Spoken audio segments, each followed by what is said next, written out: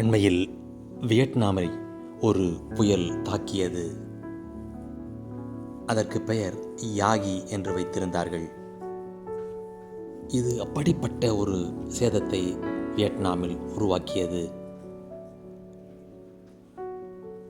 சூறாவளி காற்றால் கடல் அலைகள் எழும்பி அருகிலிருந்த கட்டடங்களை மூழ்கடித்தன. அடாது பெய்த மழையால் வெள்ளம், சூறாவளி காற்றோ சுழன்றடித்து பொருள்களையும் மரங்களையும் தூக்கி வீசி பந்தாடியது. ஒரு பக்கம் கடலின் அலைகள் எழும்பின, மற்றொரு பக்கம் காற்று ஒவ்வொரு பொருளையும் அசைத்து தூக்கி வீசியது. இப்படிப்பட்ட ஒரு பெரும் புயலை இதுவரையிலும் வியட்நாம் பார்த்ததில்லை என்கிறார்கள்.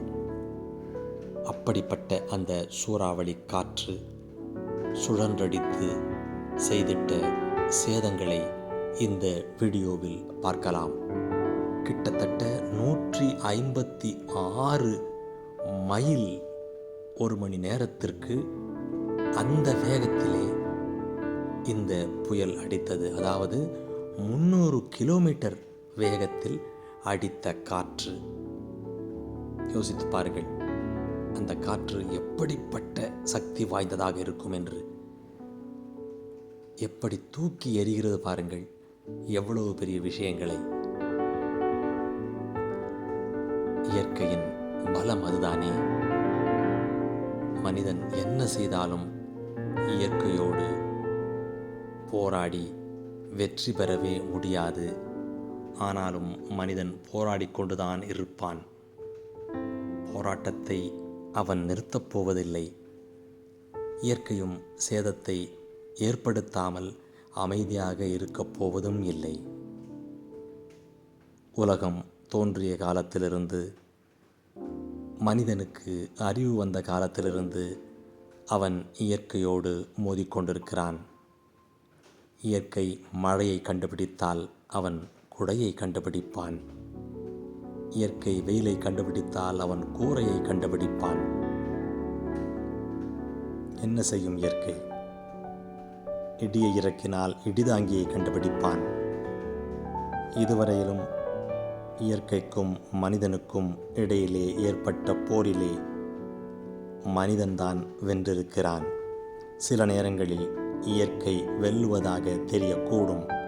ஆனால் அந்த அனுபவத்திலிருந்து அவன் அதிகம் அறிந்து கொண்டு அடுத்த முறை இயற்கையோடு போராடி வெல்வான்.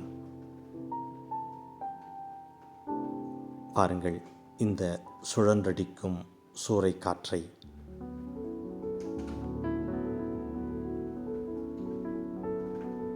நாம் இந்தியாவில் பார்த்த மழையோ காற்றோ புயலோ இதற்கு இணையாக இருக்கவே முடியாது.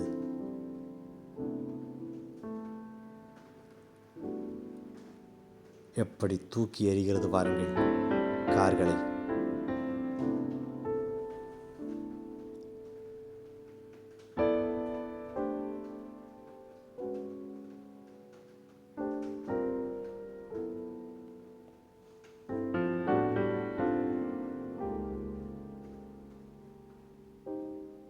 ஒரு கட்டடத்தின் கண்ணாடி அப்படியே விழுந்து உடைகிறது.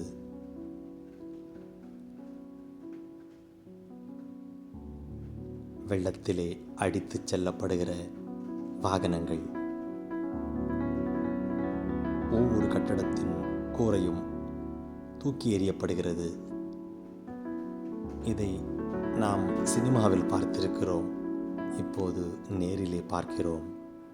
ட்விஸ்டர் என்கிற படத்தில் சிஜி வைத்து அவர்கள் உருவாக்கிய அந்த காட்சியை இயற்கை இங்கு இலவசமாக நமக்கு காட்டுகிறது.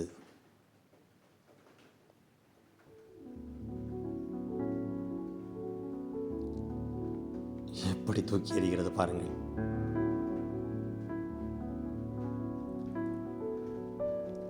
வியட்நாம் எல்லா விதமான போராட்டங்களையும் சந்தித்திருக்கிறது.